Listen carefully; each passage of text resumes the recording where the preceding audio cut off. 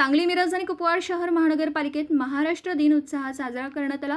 महाराष्ट्र दिनी आयुक्त तथा प्रशासक श्री सत्यम गांधी यांनी ध्वजारोहण केलं। प्रामाणिक आणि कर्तव्यदक्ष कर्मचारी अधिकाऱ्यांच्या पाठीशी ठाम राहणार माननीय सत्यम गांधी आयुक्त भाजप प्रदेश सेल। ध्वजारोहण झाल्यानंतर महापालिकेचे ब्रँड अँबॅसेडर दीपक चव्हाण यांनी राष्ट्रगीत आणि महाराष्ट्र गीत सादर केलं।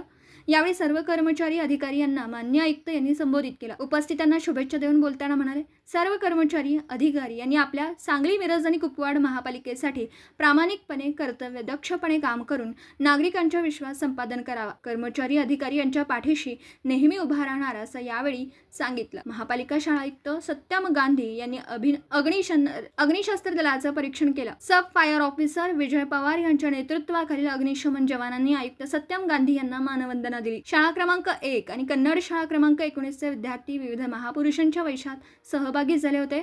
यावेळी अतिरिक्त आयुक्त रविकांत अडसूळ, उपायुक्त शिल्पा दरेकर यांच्यासह अधिकारी कर्मचारी उपस्थित होते। महाराष्ट्र दिन आणि कामगार दिवस निमित्ताने मी सर्वांना हार्दिक शुभेच्छा देऊ इच्छितो। आजचा दिवस कामगारांच्यासाठी आहे, त्यांच्या उज्ज्वल भविष्यासाठी आहे। ते राष्ट्र निर्माणामध्ये जे काही सहयोग करत आहेत त्यांच्यासाठी आहे। आणि महानगरपालिकेच्या वतीने मी सगळे कामगारांना सांगू इच्छितो की तुमचा कॉन्ट्रीब्युशन, तुमचा सहयोग महानगरपालिकेसाठी आणि त्याच्यानंतर देशासाठी, महाराष्ट्र राज्यासाठी फार महत्त्वाचे आहे।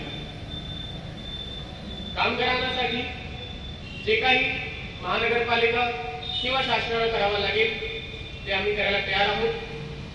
त्यांच्या उज्ज्वल भविष्यासाठी, त्यांच्या आरोग्यासाठी, त्यांच्या कुटुंबासाठी सगळे प्रयत्न आमच्याकडून घेतले जात आहेत। त्याच्यासोबत महाराष्ट्र दिनानिमित्ताने महाराष्ट्राचे ऐतिहासिक संस्कृती,